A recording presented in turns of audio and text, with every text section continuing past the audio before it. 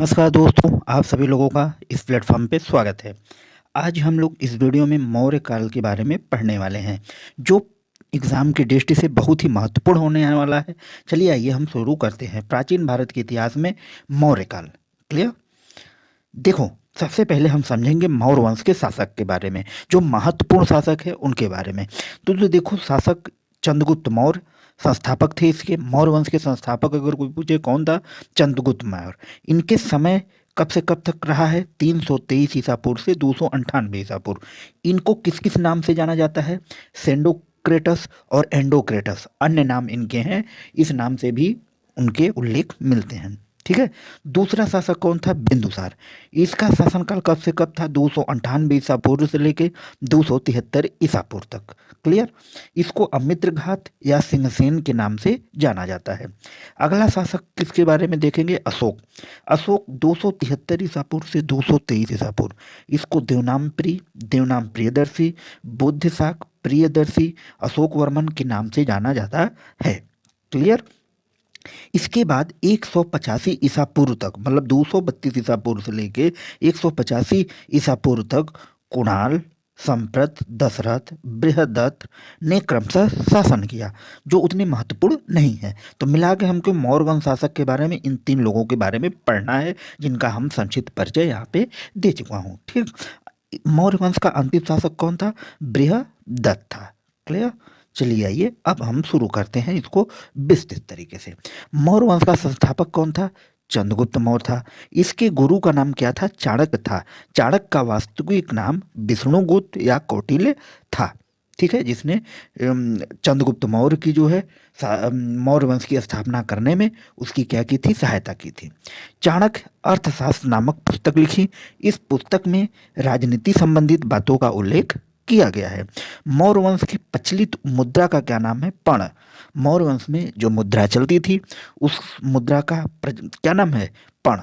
चंद्रगुप्त मौर्य के शासनकाल में सिकंदर के सेनापति जो सेल्यूकस निकट ने आक्रमण किया था।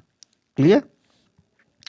सेल्यूकस निकेटर के राजदूत का नाम क्या था, मेगास्थनीज था। और इसी मेगास्थनीज ने इंडिका नामक पुस्तक लिखी थी। अगर कोई पूछे कि इंडिका नामक पुस्तक के लेखक कौन थे, मेगास्थनीज थे। देखो बच्चों, हम जो भी कुछ बता रहे हैं या जो हमने यहाँ पॉइंट नोट किया है वह एग्जाम की दृष्टि से बहुत ही महत्वपूर्ण है। आप लोग इसको सुनते जाइएगा स्टेप बाय स्टेप, एक बार दो बार, सारी सब कुछ क्या हो जाएगा, याद हो जाएगा। चलिए देखिए, सेल्यूकस निकेटर के राजदूत का नाम क्या था, मेगास्थनीज। मेगास्थनीज ने इंडिका नामक पुस्तक लिखी थी। चंद्रगुप्त मौर्य ने यूनानियों का अंत कर दिया था। सेल्यूकस निकेटर की जो पुत्री थी, उस पुत्री का क्या नाम था, कार्नेलिया के साथ चंद्रगुप्त मौर्य ने विवाह किया था और इसे भारत के 8 महान जनपदों पर कब्जा किया था। ठीक है। चंद्रगुप्त मौर्य अपने जीवन के अंतिम समय में जैन धर्म को क्या किया, स्वीकार कर लिया। चंद्रगुप्त मौर्य की मृत्यु कहाँ हुई, श्रवण बेलगोला में उपवास के दौरान हुई। इसके बाद मौर्य वंश का अगला शासक बिंदुसार बना। क्लियर? अब हम पढ़ेंगे बिंदुसार के बारे में। पुराणों में बिंदुसार को अमित्रघात, भद्रसार, वारिसार के नाम से जानते हैं। बिंदुसार जैन धर्म का क्या था, अनुयायी था। बिंदुसार के शासनकाल में तक्षशिला में विद्रोह हुआ और बिंदुसार ने अपने पुत्र अशोक को विद्रोह दबाने के लिए वहां पर भेजा था। ठीक। अशोक ने न केवल विद्रोह को शांत किया बल्कि वहां की प्रजा का प्रेम और विश्वास भी जीत लिया। ठीक है। बिंदुसार ने भारत के 10 महान जनपद जो थे उस पर क्या किया, राज किया। इसके बाद अशोक मौर्य वंश का अगला शासक बना।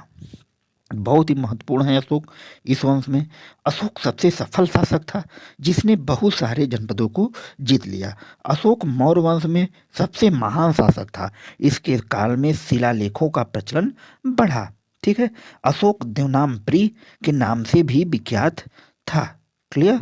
इन शिलालेखों की खोज सबसे पहले 1750 में पेंथलर ने की थी और सबसे पहले 1837 में जेम्स प्रिंसेस ने इन शिलालेखों को पढ़ा था।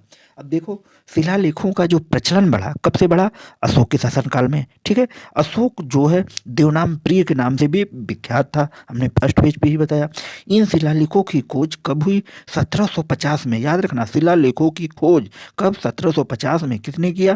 फेंथलर ने की, ठीक है। और इसे सबसे पहले पढ़ने में सफलता किसने पाई? James princess. कब? 1837 ईस्वी में। क्लियर? प्रारंभ में तो अशोक जैन धर्म का अनुयायी था, लेकिन बाद में कलिंग युद्ध से भारी मार काट के बाद गौतम बुद्ध के शिष्य उपगुप्त से बौद्ध धर्म की दीक्षा ले ली। इस वंश का अंतिम शासक कौन था? बृहद्रथ था। क्लियर? आई होप, मुझे उम्मीद है कि ये सारी चीज़ें आप लोगों को समझ में आई होगी। यदि अच्छा लगे, लाइक से सब्सक्राइब करना ना भूलें। मिलेंगे फिर नेक्स्ट वीडियो में, तब तक के लिए धन्यवाद।